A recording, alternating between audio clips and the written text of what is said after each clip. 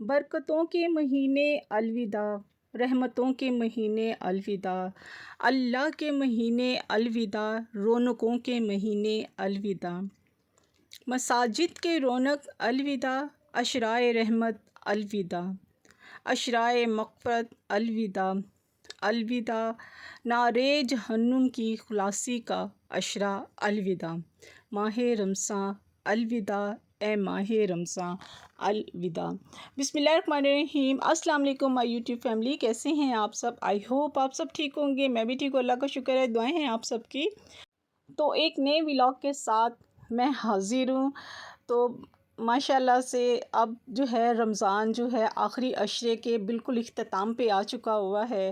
माशाल्लाह से आज 27वां रोज़ा है और मैंने कल व्लॉग नहीं लगाया। वो इसलिए नहीं लगाया कि मैं ज़रा थोड़ी-सी मैं मेरी जो थी वो तबीयत बहुत ख़राब थी। एक्चुअली मेरे सर में बहुत शदीद पेन था और फ़ोन को मैं ज़रा पकड़ भी नहीं पा रही थी, जिसकी वजह से जो था वो मैंने कल वीडियो जो थी वो अपलोड नहीं की थी।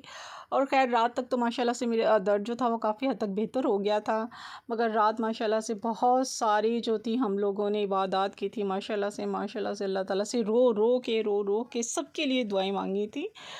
और कल का दिन एक तो हेडेक भी थी और जब हेडेक जैसे ठीक हुई तो कल का दिन मेरा बहुत ही बिज़ी गुज़रा था। आप यकीन करें बहुत ज़्यादा बिज़ी गुज़रा था, जिस पे बहुत से घर के काम मैंने जो थे वो समेटे थे। अच्छा, घर के काम जो होते हैं ना वो ख़त्म होने पे आते ही नहीं हैं। एक काम को छोड़ो तो दूसरा शुरू हो जाता है, दूसरा छोड़ो तो पिछला पहला कोई ना कोई ऐसा काम सामने आ जाता है। खैर यूँ ही काम के सिलसिले जो है ना वो बस वो कहते ने ना, बंदा मुक जाना काम नहीं मुकना है, ये वाला हाल है हम ज़िंदगी में। तो जी यहाँ पे आज मैं बना रही हूँ बेहद ज़बरदस्त, बहुत ही ज़बरदस्त रेसिपी बना रही थी आज मैं, जो कि इतनी मज़े की बनती है ना, आप यकीन करें। ये मेरी बचपन की रेसिपी है। ये मैंने जो थी बचपन में ही सीखी थी और मेरे जो है इन लॉस में भी और मेरी फैमिली में भी सबको बेहद पसंद है। कीमे की टिक्कियों का सालन जो कि बहुत ही अच्छा बनता है ये, अगर मैं इसमें हर चीज़ जो है एक्यूरेट डले। तो यहाँ पे मैंने जो था कीमा मैंने ले लिया था। इसमें मैंने डाले थे नमक, मिर्च और गरम मसाला पाउडर डाला था, हरी मिर्ची, धनिया डाला था।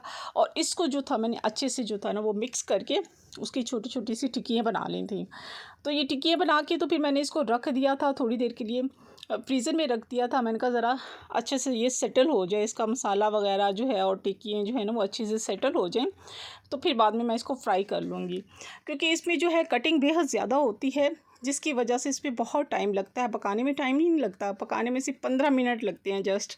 मगर ये है कि इसकी कटिंग शटिंग में बेहद टाइम लगता है। क्योंकि इसके प्याज जो होते हैं ना वो जो जैसे अंडे में हम डालते हैं ना वो उनको ना ऐसे कट करना पड़ता है और टमाटर को भी वैसा ही कट करना पड़ता है। तो इसलिए पहले मैंने टिक्की बना ली थी, फिर उसके बाद जो था वो मैंने जल्दी से जो थे वो प्याज वगैरह को भी चॉप कर लिया था, क्योंकि चॉप ही इसमें डलते हैं। इसमें साबुत प्याज, लंबे प्याज जैसे काटते हैं ना हम सालन के लिए, वैसे नहीं डलते हैं। तो इसको चॉप सारा मैंने कर लिया था, इसका प्याज भी और टमाटर, धनिया, मिर्चें, सब चीज़ें जो थी वो मैंने काट कूट के रख ली थी। मैंने कहा चलो साथ साथ टिक्की भी बनती रहेंगी और साथ साथ जो है मेरे दूसरे काम भी सिमटते रहेंगे। तो यहाँ पे जब मैंने काट लिए थे, प्याज वगैरह काट लिए थे, क्योंकि अफ्तारी का भी टाइम था, अफ्तारी में भी बहुत से काम करने थे मैंने अभी, क्योंकि सफाइयाँ करके भी मैं हटी थी और कपड़े भी धुले थे वो भी डाल के आई थी मैं छत पे।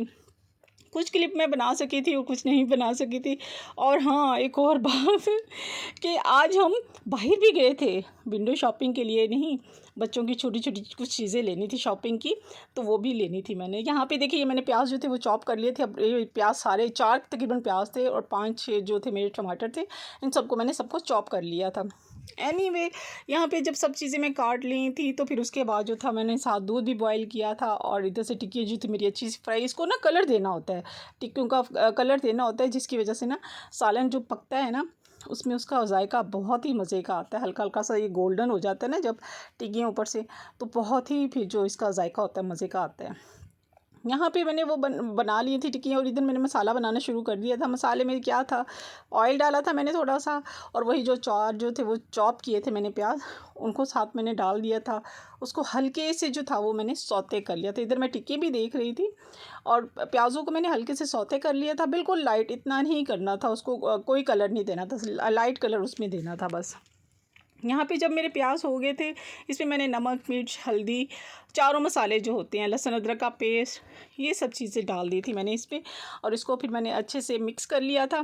फिर इसमें जो टमाटर मैंने चॉप किए थे वो भी मैंने साथ ही डाल दिए थे, और टमाटर डाल के तो उसमें थोड़ा-सा दही था, तकरीबन 1 प्याली दही था, वो भी मैंने साथ डाल दिया था कि तकरीबन मेरा ये जो था ना, टिक्कियाँ जो थी आधा किलो कीमे की थी, और आधा किलो कीमे के लिए जो टिक्कियाँ जो थी वो उसमें मैंने जो था 1 पाव जितना जो था उसमें मैंने दही डाला था, क्योंकि टमाटर भी होते हैं जो खटास पैदा करते हैं, और दही भी था जो खटास पैदा करते हैं। जब मसाला बन गया तो मैंने डाल दिए थे इसमें टमाटर, और दही साथ डाल दिया था मैंने इसके। तो और भी मुझे बहुत से काम करने थे। मुझे तो आज याद आया था कि मैंने चटनी भी नहीं बनाई। मैंने जब देखा इमली की चटनी नहीं पड़ी हुई थी, तो मैंने चटनी भी बनानी थी। मैंने कहा अच्छा चलें जल्दी से मेरा बन जाता है ये सालन। जैसे ही सालन बन जाता है तो मैं दूसरे काम भी जो है वो साथ साथ समेट लेती हूँ। तो इसमें मैंने दही वगैरह डाल के, तो साथ ही कीमे की टिक्कियाँ जो थी वो मैंने डालनी थी इसको, और इसको हल्के से दम पे रख दिया था। दम पे रख दिया था, और उसमें ये जो था ना, अच्छी सी टिक्कियाँ जो थी ना वो भून जाती है ना जब, तो बस फिर उसके ऊपर गरम धनिया पाउडर डाल दें, और क्या कहते हैं, हरी मिर्चें डाल दें, और गरम मसाला डाल दें, और ज़बरदस्त सालन आपका रेडी हो जाता है। अच्छा, इसमें एडिशनल मैंने एक चीज़ की थी, डाली थी, जो कि बहुत ही मज़े का, आप यकीन करें, इसका फ्लेवर बना था। इधर मैंने कत्था भी चढ़ाया हुआ था। ये कत्था हमारा पान के में इस्तेमाल होता है। इधर मैं कत्था भी देख रही थी। ये अफ्तारी की चीज़ें मैं आपको सारी दिखा रही हूँ। और इधर देखिए, ये इमली की चटनी भी जो थी वो मैं बना रही थी। मैंने कहा था आज मैं इमली की चटनी को जो है वो पकाती नहीं हूँ, आज मैं ऐसे ही पुदीने में बना लेती हूँ चटनी। उसमें ज़रा जो है ना टाइम नहीं लगेगा, क्योंकि टाइम कम था, मैं पका नहीं सकती थी, तो टाइम भी कम था, इसलिए मैंने फिर जो थी वो पुदीने वाली जो थी ऐसे ही बना ली थी, ग्राइंड कर ली थी। तो आटा भी गूँदने वाला था, बहुत से काम करने वाले थे। और यहाँ पे जब ये सालन मेरा भून गया था ना, आप यकीन करें, इसमें फिर मैंने पता है क्या किया था, मैंने आपको बताया नहीं, ट्रिक भी नहीं बताई। जब ये भून गया ना अच्छे से, तो इसमें 2 चम्मच मैंने पीछे जो था ना वो दही बचा दिया था। फिर बाद में मैंने जो इसका था ना, वो मैंने जो दही था वो मैंने इसमें डाला, और उसको बस हल्का सा हिलाया 1-2, और दम पे रख दिया, बल्कि चूल्हा बंद कर दिया था मैंने। जिससे आप यकीन करें, इतनी टेस्टी टिक्कियाँ बनी थी ये, इतनी टेस्टी टिक्कियाँ बनी थी ना, आउट क्लास, आउट क्लास। आप ईद पे ज़रूर ये ट्राई कीजिएगा।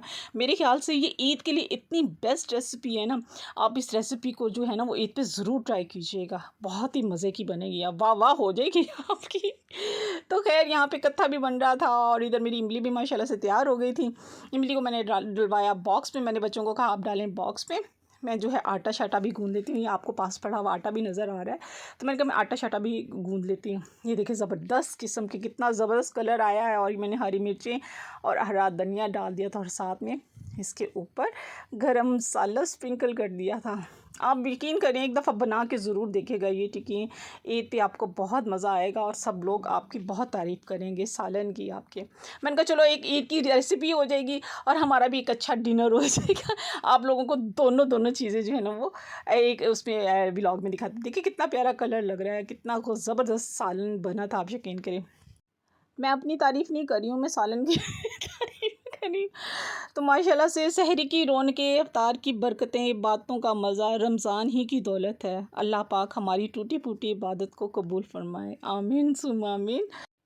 ऐ अल्लाह, मैंने तुझे वो फ़ैसला सौंपे हैं जिनकी मुसाफ़तें मुझे मालूम नहीं, वो रास्ते जिनकी मंज़िलें मुझे नज़र नहीं आती, वो उम्मीदें कि जिनका फिर आना मुहाल लगता है, वो दुआएं जिनकी कबूलियत में वक्त नहीं जानती, वो नेमतें जिनके हसूल का असबाब मुयस्सर नहीं। तू अपनी सफ़ात की बरकत से इन सब को पूरा कर दे। आमीन सुम आमीन। दुआएं करवाई नहीं जाती, दुआएं ली जाती हैं, किसी का मुश्किल में साथ देकर, तो किसी की मुस्कुराहट की वजह बनकर। तो यहाँ पे हम लोग निकल गए थे ज़रा बाहर, बच्चों के लेने थे, ज़रा दुपट्टे शुपट्टे लेने थे मैंने। तो यहाँ पे हम लोग ज़रा मार्केट गए। मार्केट में इतना रश था, आप यकीन करें मुझे समझ नहीं आ रही थी कि मैं वीडियो बनाऊँ कि ना बनाऊँ, और बहुत मुश्किल हो रहा था मेरे लिए कैमरा निकालना। तो यहाँ पे बस मैंने बच्चों के क्या लिए थे, बस कुछ बर्तन ऐसे देख रही थी, लेने तो नहीं थे, खैर मैं देख रही थी, बच्चों की लेनी थी, कुछ दुपट्टे लेने थे, और कुछ मैचिंग करनी थी चीज़ों की। और तो शूज़ वगैरह मुझे बच्चे कह रहे थे मम्मा लेने। खैर यहाँ पे मैंने सिर्फ दुपट्टा लिया, तो एक स्लिप ली थी जो कि मैंने सी ली है माशाल्लाह से। मैं दिखाऊंगी आपको ड्रेस वो वाला। तो शॉपिंग करके, हम छोटी सी शॉपिंग करके हम लोग घर आ गए थे, मगर रश इतना था कि अफ्तारी के बाद निकला ही नहीं जाता है। आप यकीन करें, इतनी तबीयत ख़राब होती है ना बाहर मार्केट में, इतनी रश में दम घुटता है। तो उम्मीद है आज का व्लॉग मेरा छोटा सा अच्छा लगा होगा। इंशाल्लाह मिलेंगे नेक्स्ट व्लॉग में। जहाँ रहें खुश रहें, अपनों का ख्याल रखें और दुआओं में याद रखें। अगर मेरी गलती हो गई हो, को बोलने में गलती हो गई हो, कोई मिस्टेक हो गई हो तो प्लीज़ मुझे माफ़ कीजिएगा। इंशाल्लाह मिलते हैं नेक्स्ट व्लॉग में। अल्लाह हाफ़िज़।